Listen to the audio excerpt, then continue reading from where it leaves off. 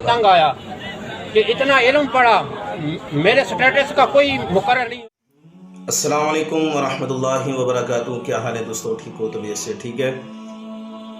आप मुझे मेरे YouTube चैनल खान सराकी से अक्सर मुझे सराकी व्लॉग में देखते हैं। आज का कोई व्लॉग नहीं है, बस पता नहीं हमारे मुआशरे को हो क्या गया है, हमें क्या हो गया है, समझ नहीं आती कि हम कैसे तरक्की करेंगे। आज मैं जिस टॉपिक पे बात कर रहा हूँ, रावलपिंडी में एक इमाम, एक खतीब, जामे मस्जिद सैयदना सिद्दीक़ अकबर रज़ियल्लाहु ताला अन्हु उस मस्जिद के इमाम और ख़तीब रह चुके हैं। तकरीबन खबरों के मुताबिक 1.5 साल उन्होंने वहाँ इमामत करवाई। ये साइड में उनकी तस्वीर लगी हुई है, उनकी वीडियो चल रही है। तो आप वो इमामत करवाते करवाते 1.5 साल के बाद उन्होंने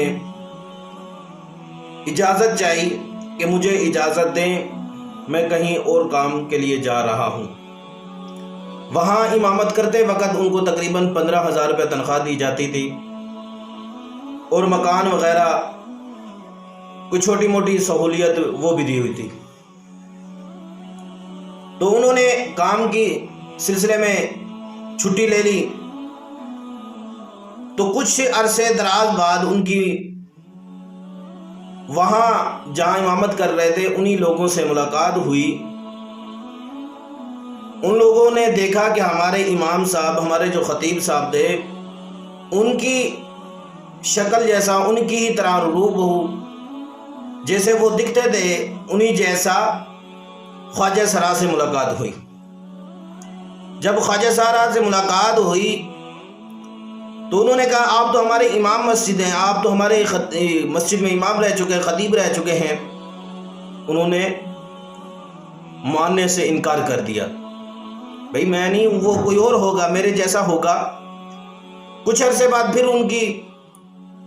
उनके गांव के मस्जिद के जो लोग थे उनसे फिर मुलाकात हो गई। फिर उन्होंने कहा कि आपको क्या हो गया, आप ख्वाजा सरा, आप नाच गाने इस तरफ आ गए हैं, तो आपको क्या हो गया?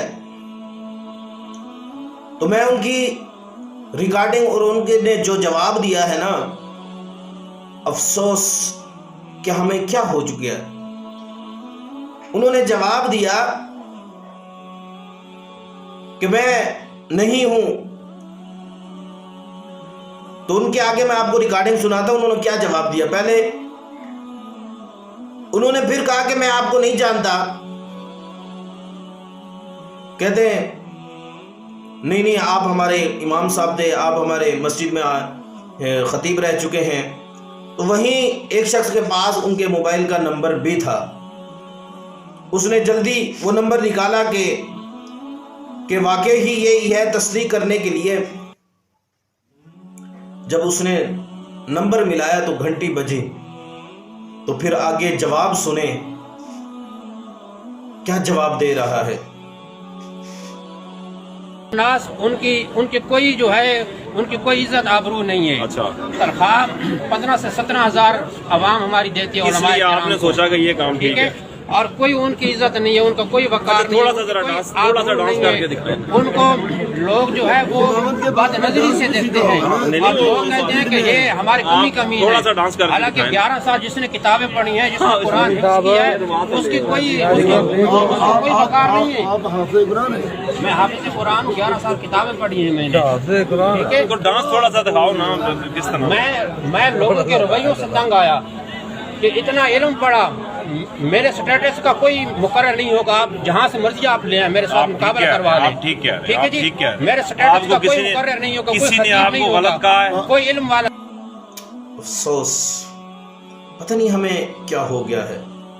हम उलमाए किराम दीन की जो खिदमत करने वाले हैं, जो हमारे बच्चों को दीन इस्लाम के रास्ता दिखाते हैं, कुरान पाक पढ़ाते हैं, شروع سے لے کر اینڈ تک جب بچہ پیدا ہوتا ہے اس کے پیدا ہونے سے اس کی موت تک امام نے ہی کام آنا ہے، قاری صاحب نے ہی کام آنا ہے، مولوی صاحب نے کام آنا ہے۔ جب بچہ پیدا ہوتا ہے تو اس کے کان میں اذان دینے کے لیے مولوی صاحب کو بلایا جاتا ہے، جب بچہ جوان ہو جاتا ہے اس کے نکاح پڑھانے کے لیے پھر مولوی صاحب کو بلایا جاتا ہے، جب اس دنیا سے رخصت ہوتا ہے تو اس کا جنازہ پڑھانے کے لیے بھی مولوی صاحب کو بلایا جاتا ہے۔ جو ہماری زندگی میں کام آنے والا ہے، جو ہماری زندگی میں خطیب، جو ہماری زندگی میں جس کی ہر وقت ہمیں ضرورت پڑتی ہے، ہم اس کی پرواہ ہی نہیں کرتے۔ اس نے جواب دیا ہے کہ وہاں تو مجھے 15,000 روپے تنخواہ دی جاتی تھی، میں امام مسجد تھا، میں نمازیں پڑھاتا تھا، مجھے 15,000 تنخواہ دی جاتی تھی، اور اب میں جو ڈانس کرتا ہوں ایک پارٹی کا، ایک فنکشن کا، تو مجھے 50,000 لاکھ روپے دیا جاتا ہے۔ پھر اسی طرح ہی ہوئے گا، لوگ اسی طرح ہی کریں گے۔ جب ہم نے ان کا معاوضہ ہی نہیں پورا دینا، جب ان کو ہم جو کمیوں کا درجہ دیں گے، امام اور خطیب اور مولوی صاحب کو ہم کمی کا درجہ دیں گے، پھر اسی طرح ہی ہوئے گا۔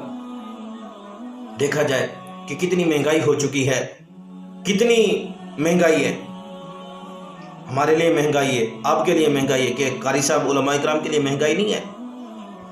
اللہ تعالی ہمیں علماء اکرام کی خدمت تعاون کرنے کی توفیق عطا فرمائے، ان کے ساتھ اچھا برتاؤ کرنے کی توفیق عطا فرمائے، پھر کوئی اور اس طرح کا قدم نہ اٹھائے، اس طرح کے کوئی رستے پر اور نہ کوئی چلے، اس سے پہلے ہم سدھر جائیں۔